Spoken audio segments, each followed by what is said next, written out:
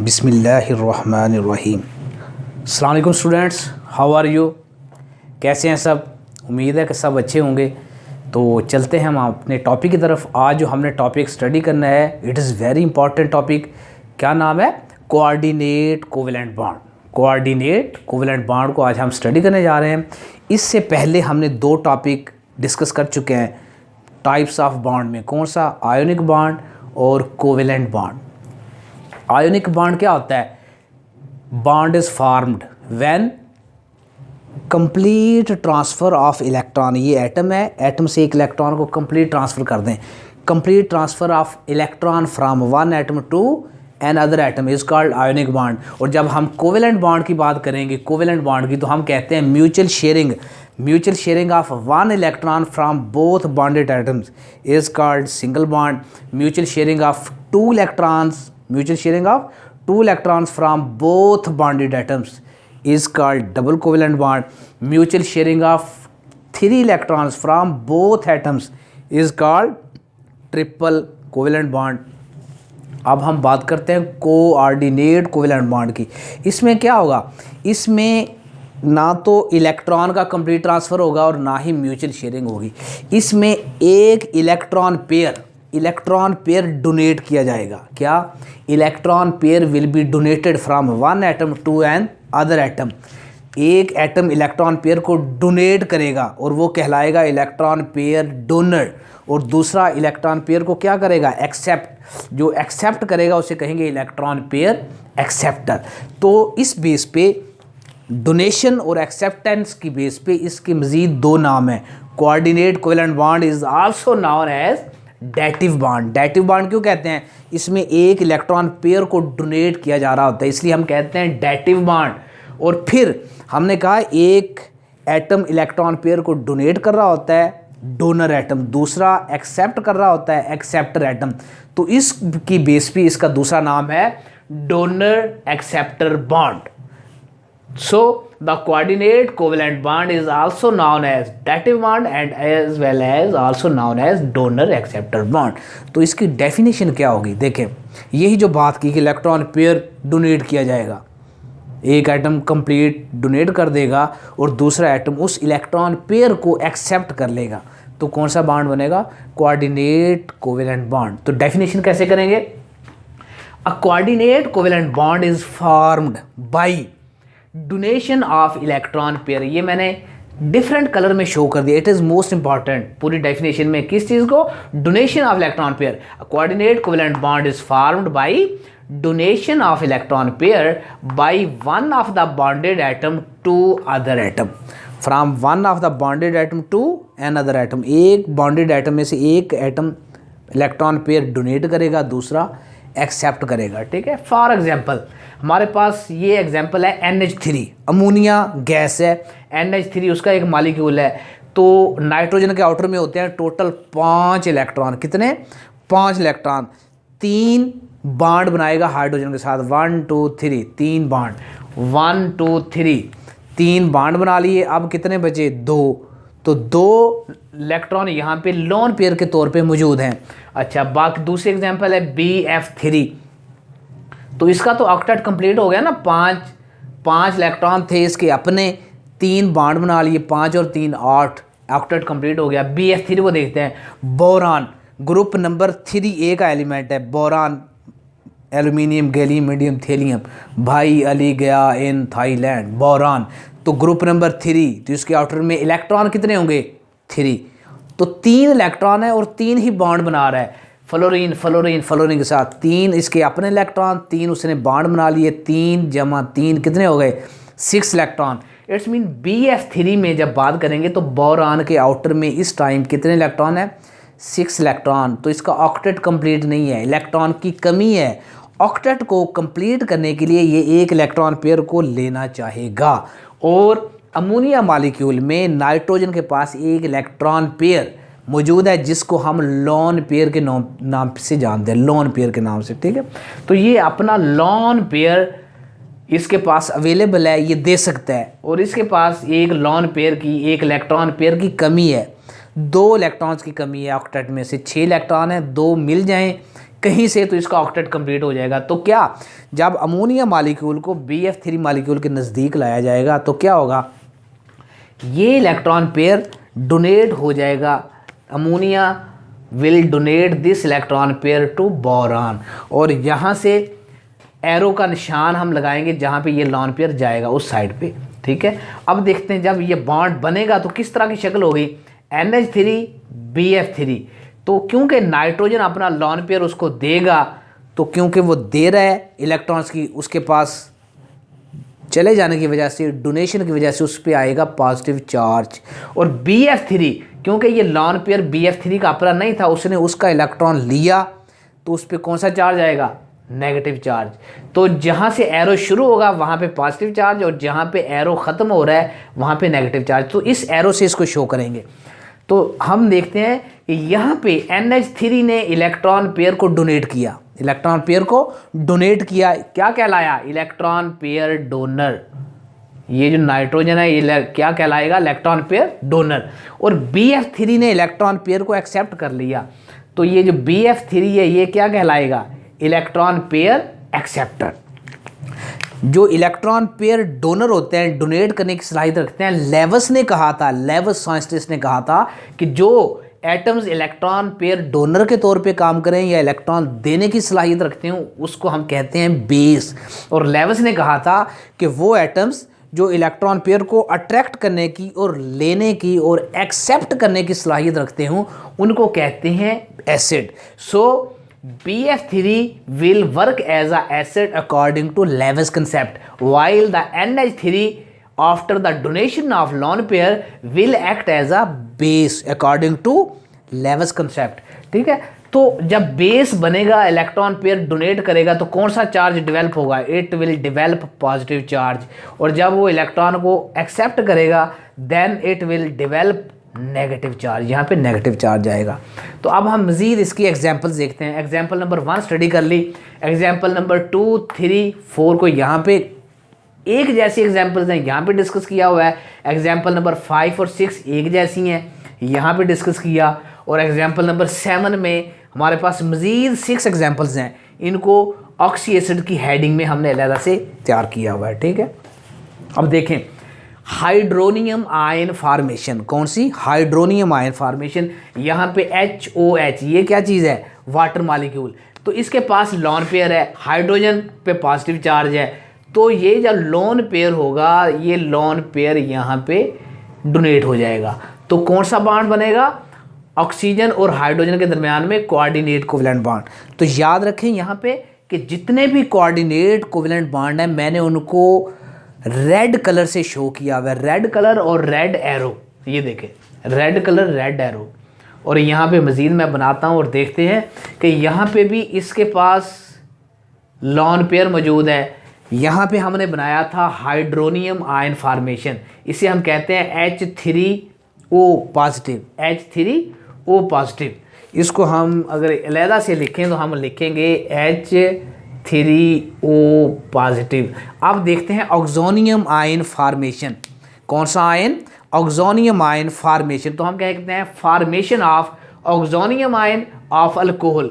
देखें ये आप लोगों ने बड़े अच्छे तरीके से पढ़ा हुआ है कि अगर यहाँ पे ऑक्सीजन हो सेंटर में, यहाँ पे हाइड्रोजन अटैच हो, यहाँ पे हाइड्रोजन अटैच हो, इसे क्या कहते हैं, वाटर। और ये इससे बनता है हाइड्रोनियम आयन। अगर हम एक हाइड्रोजन को रिमूव कर दें और यहाँ पे लगा दें R group, ROH, then it is called alcohol. और अगर हम दूसरे हाइड्रोजन को भी रिमूव कर दें, यहाँ भी R लगा दें, then it will called ROR, then it will called ether group. तो यही हम यहाँ पे डिस्कस कर रहे हैं। एक में वाटर है, एक हाइड्रोजन को रिमूव कर दिया, R लगा दिया, अल्कोहलिक ग्रुप, दूसरा हाइड्रोजन भी रिमूव करके R लगा दिया, तो ये क्या बन गया, ईथर ग्रुप। ठीक है, तो तीनों सिमिलर टाइप के एटम्स हैं, तो तीनों में डिस्कस करते हैं कि क्या होगा। दूसरा है जैसे हमने हाइड्रोनियम आयन फार्मेशन चेक की, ऐसे ही ऑक्सोनियम ऑफ अल्कोहल चेक करते हैं। बिल्कुल सिमिलर कंपाउंड होगा, यहाँ पे R चेंज हो जाएगा, वाटर की H की जगह पे क्या आ जाएगा, R। तो यहाँ पे इलेक्ट्रॉन पेयर है, यहाँ से यहाँ पे मूव करेगा पॉजिटिव चार्ज पे, और रिजल्टेंट के तौर पे जो बॉन्ड बनाएगा वो इस तरह का बॉन्ड बनेगा। ये रेड कलर से शो कर दिया है, it is coordinate covalent bond. और जिससे जहाँ से एरो शुरू हो रहा है वहाँ पे कौन सा चार्ज आएगा, पॉजिटिव, और जहाँ पे एरो ख़त्म हो रहा है वहाँ पे कौन सा चार्ज आ जाएगा, नेगेटिव। तो जहाँ से इलेक्ट्रॉन पेयर डोनेट किया जा रहा होता है वहाँ पे कौन सा चार्ज आता है, पॉजिटिव। जो इलेक्ट्रॉन पेयर को डोनेट करेगा कौन सा चार्ज आएगा, पॉजिटिव चार्ज। तो यहाँ पे पॉजिटिव शो करेंगे। अब इसी तरह हमने एक आर को चेंज किया, आप दूसरे हाइड्रोजन को दूसरे आर से चेंज कर दिया, तो हम कहते हैं formation of oxonium ion of ether. तो ईथर के अंदर भी इसी तरह यहाँ पे भी लॉन पेयर मौजूद हैं, ऑक्सीजन के ऊपर भी लॉन पेयर मौजूद हैं। तो ये वाला लॉन पेयर अटैक करेगा यहाँ हाइड्रोजन पॉजिटिव पे, और रिजल्टेंट के तौर पे कौन सी चीज़ बनेगी, यहाँ पे प्रोडक्ट बनेगी कुछ इस तरह की। ये है कोऑर्डिनेट कोवेलेंट बॉन्ड, जहाँ से लॉन पेयर दिया जा रहा है वहाँ पे कौन सा चार्ज आएगा, पॉजिटिव। तो यहाँ पे ऑक्सोनियम आयन बन गया। अब देखें मैंने लिखा हुआ है all above example number 2, 3 and 4। 2, 3 and 4 तीनों एग्जाम्पल्स में क्या है, 3 बॉन्ड है, 1 बॉन्ड 2 बॉन्ड, इस तरह 1 बॉन्ड 2 बॉन्ड 3, 1 2 3, 1 2 3, 3 बॉन्ड है। तो मैंने कहा हैव 3 बॉन्ड्स। टोटल 100% में से देखा जाए कि इसमें कोऑर्डिनेट बॉन्ड है, कोवेलेंट बॉन्ड है, तो हम अगर करैक्टर देखना चाहें भी इसमें कोऑर्डिनेट कोवेलेंट करैक्टर कितना है और कोवेलेंट करैक्टर कितना है, तो 100 से डिवाइड करते हैं 3 को, तो कितना बनता है 33%। तो हर बॉन्ड ये हर बॉन्ड 33% पार्टिसिपेट कर रहा है फॉर्मेशन ऑफ आयन में। तो हम कहते हैं कोवेलेंट बॉन्ड कितने यहाँ पे 1 2, 2 कोवेलेंट बॉन्ड है, 1 कोऑर्डिनेट, 2 कोवेलेंट बॉन्ड है, 1 कोऑर्डिनेट, 2 कोवेलेंट बॉन्ड है और 1 कोऑर्डिनेट। तो हमने कहा हर बॉन्ड 33% पार्टिसिपेट कर रहा है। तो कोवेलेंट बॉन्ड कितने हैं, 2 multiply by 33, it is equal to 66%. So it's mean in all these compounds the covalent character is 66%. अब इसकी बात करते हैं कोऑर्डिनेट कोवेलेंट, एक बॉन्ड था, कोऑर्डिनेट कितना था 1, तो 1 मल्टीप्लाई बाई 33 तो क्या बन गया 33%। तो इन सब बॉन्ड्स के अंदर सब मॉलिक्यूल्स में कोऑर्डिनेट कोवेलेंट करैक्टर जो होगा वो कितना होगा 33%, क्योंकि कोवेलेंट डबल है 66%, कोऑर्डिनेट कोवेलेंट सिंगल है 33%। तो नेक्स्ट हम स्टडी करते हैं अमोनियम आयन फॉर्मेशन। कौन सी, ammonium ion formation. NH3 molecule, जिस तरह मैंने यहाँ पे डिस्कस किया, NH3 मॉलिक्यूल है, अमोनिया गैस, लॉन पेयर मौजूद है, लॉन पेयर डोनेट करने की सलाहियत रखता है, किसको, पॉजिटिव चार्ज को।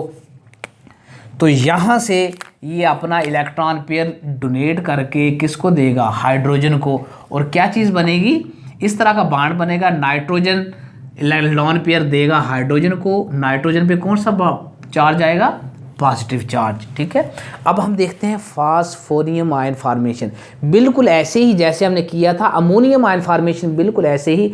अब देखते हैं फास्फोनियम आयन फॉर्मेशन। इसमें NH3 है, इसमें होगा PH3। ठीक है, इसमें NH3, इसमें PH3, हाइड्रोजन पॉजिटिव। तो ये इसके पास एक लॉन पेयर है, ये ग्रुप नंबर है 5, nitrogen, phosphorus, arsenic, antimony, bismuth. हमने कहा था नाइट्रोजन, फास्फोरस, नाना, पार्टिकल, ऐश्वर्या, सब बीमार, ऐसे हमने याद किया था ग्रुप नंबर 5 को। तो नाइट्रोजन, फास्फोरस, आउटर में 5 इलेक्ट्रॉन होते हैं, 3 इलेक्ट्रॉन हाइड्रोजन के साथ, 2 लॉन पेयर। फास्फोरस के साथ भी 5 इलेक्ट्रॉन टोटल होते हैं, 3 हाइड्रोजन के साथ बॉन्ड बनाया और 1 लॉन पेयर के तौर पे। तो ये जो लॉन पेयर है it will shift to hydrogen positive.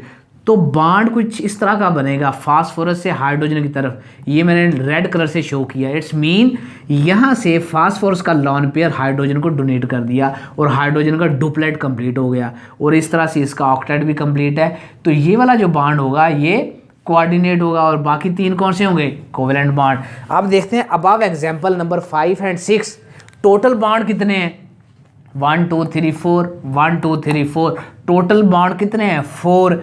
तो 100 डिवाइडेड बाई 4 25%। तो अब देखते हैं कि इनके अंदर, इनमें कोवेलेंट बॉन्ड करैक्टर कितना है और कोऑर्डिनेट कोवेलेंट करैक्टर कितना है। देखें यहाँ पे 3 बॉन्ड हैं, 1 2 3 कोवेलेंट, यहाँ पे 1 2 3 3 बॉन्ड कोवेलेंट हैं, 3 multiply by 25 is equal to 75%। तो हम कहेंगे in all these example number 5 and 6 75% covalent character, while 1 multiply by 23 is equal to 25% coordinate covalent character. तो अगर पूछा जाए कि अमोनियम आयन फॉर्मेशन में या फास्फोनियम आयन फॉर्मेशन में कोऑर्डिनेट कोवेलेंट करेक्टर कितना है, तो आप कहेंगे 25%। और अगर आपसे पूछा जाए हाइड्रोनियम आयन ऑक्सोनियम आयन के अंदर कोऑर्डिनेट करेक्टर कितना है, तो आप कहेंगे 33%। इनमें कोऑर्डिनेट करेक्टर कितना है, 25%। अब हम देखते हैं next example number 07। Many oxy acids have coordinate covalent bond. ये वाला कोऑर्डिनेट कोवेलेंट बॉन्ड कहता बहुत सारे ऑक्सी एसिड्स हैं जिनके अंदर कोऑर्डिनेट कोवेलेंट बॉन्ड पाया जाता है। Yes, important one is nitric acid HNO3। इसका फार्मूला क्या होता है नाइट्रिक एसिड का, HNO3। तो इसकी स्ट्रक्चर को जब हम ड्रॉ करते हैं तो इस तरह की शक्ल होती है HNO3 तीन है। तो यहाँ पे देखें ये भी कोवेलेंट बॉन्ड है, ये भी कोवेलेंट बॉन्ड है, ये नाइट्रोजन ऑक्सीजन के दरमियान में डबल कोवेलेंट बॉन्ड है। और यहाँ पे नाइट्रोजन 3 ही बॉन्ड बना सकता है। यहाँ पे देखें नाइट्रोजन ने कितने बॉन्ड बनाए, हाइड्रोजन के साथ 3 बॉन्ड। यहाँ पे नाइट्रोजन ने कितने बॉन्ड बनाए, 3 कोवेलेंट बॉन्ड बनाए। तो यहाँ 2 कोवेलेंट बॉन्ड और 1 कोवेलेंट बॉन्ड, 3 कोवेलेंट बॉन्ड हो गए। जब चौथा बॉन्ड होगा यहाँ पे लॉन पेयर होगा यहाँ पे, तो लॉन पेयर ऑक्सीजन को डोनेट करने के बाद जो बॉन्ड बनेगा वो कौन सा बॉन्ड होगा, कोऑर्डिनेट कोवेलेंट बॉन्ड। तो इसको शो किससे करेंगे, एरो के साथ, रेड के साथ मैंने शो किया हुआ है। फिर नेक्स्ट एग्जांपल है HClO2। देखें HOCl यहाँ पे है कोवेलेंट बॉन्ड, ये भी कोवेलेंट बॉन्ड। यहाँ पे क्लोरीन एक ही बॉन्ड बना सकता है। क्लोरीन के आउटर में होते हैं 7 इलेक्ट्रॉन और एक बॉन्ड बना के उसके 1 इलेक्ट्रॉन शेयर करेगा, कितने हो जाएंगे 8। ऑक्टेट कंप्लीट हो गया। अब इसके पास जो लोन पेयर था, इसके पास 3 वैसे लोन पेयर थे। कितने लोन पेयर थे, 1 2 3। एक लोन पेयर अपना ऑक्सीजन को डोनेट कर देगा और बन जाएगा HClO2, ठीक है। और जब HClO2 बनेगा तो इसके अंदर एक कोऑर्डिनेट कोवेलेंट बॉन्ड मौजूद है। बिल्कुल इसी तरह की दूसरी सिमिलर एग्जांपल्स हैं। कौन कौन सी, ऑक्सी एसिड्स ऑफ क्लोरीन यानी कि HClO, HClO2, HClO3, HClO4।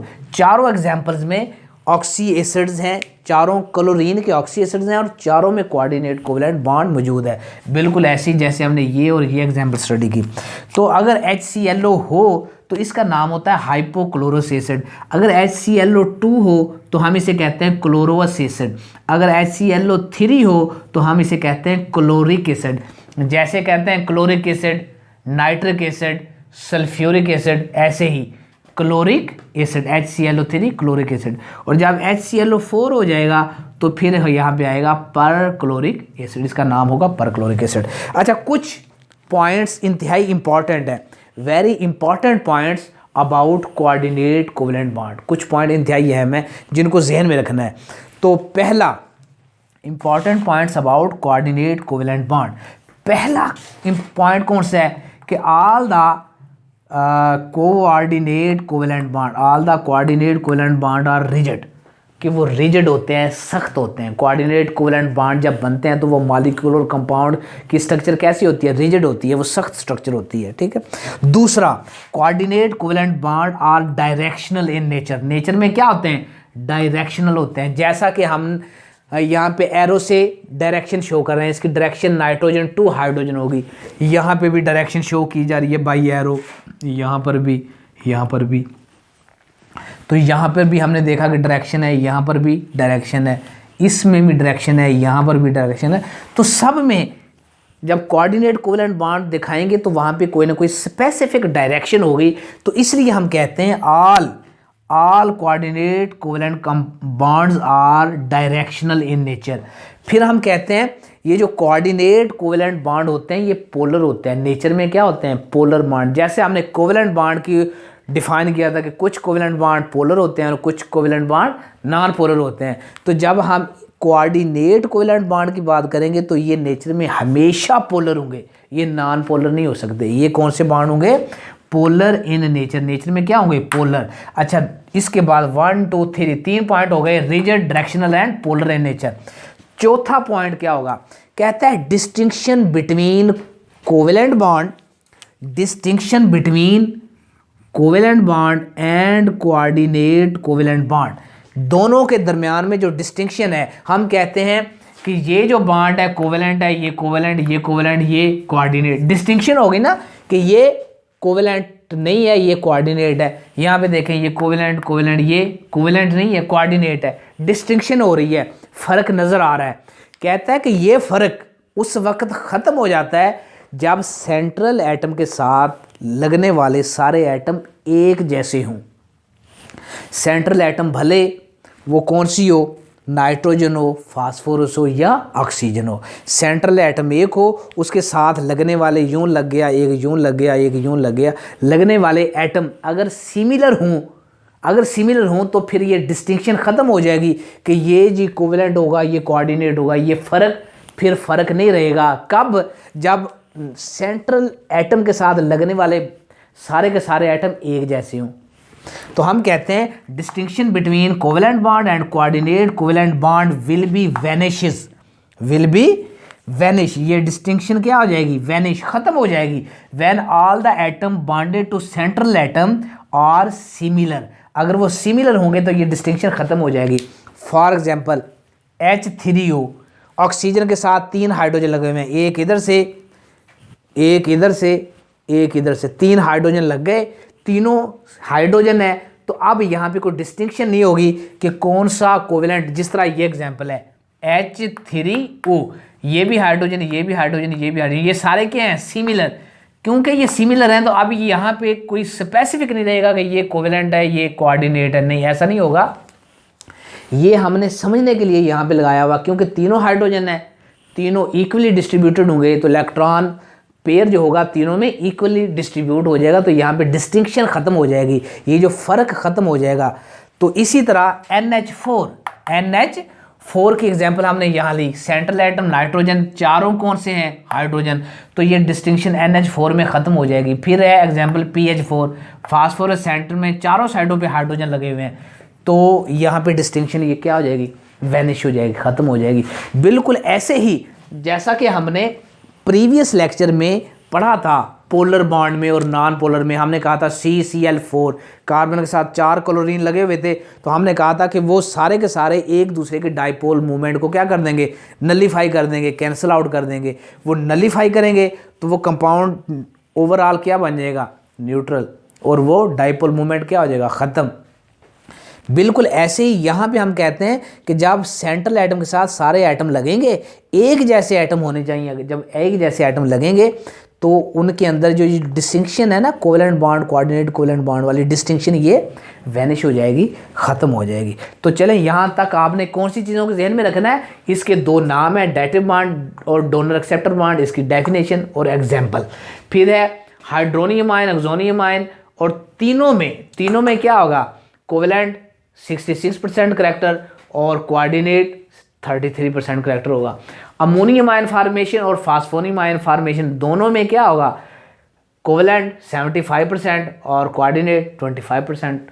और फिर देखते हैं मैनी ऑक्सी एसिड्स। जब ऑक्सी एसिड्स की बात करते हैं, नाइट्रिक एसिड HClO, यहाँ पे covalent bond coordinate covalent bond show हुआ है।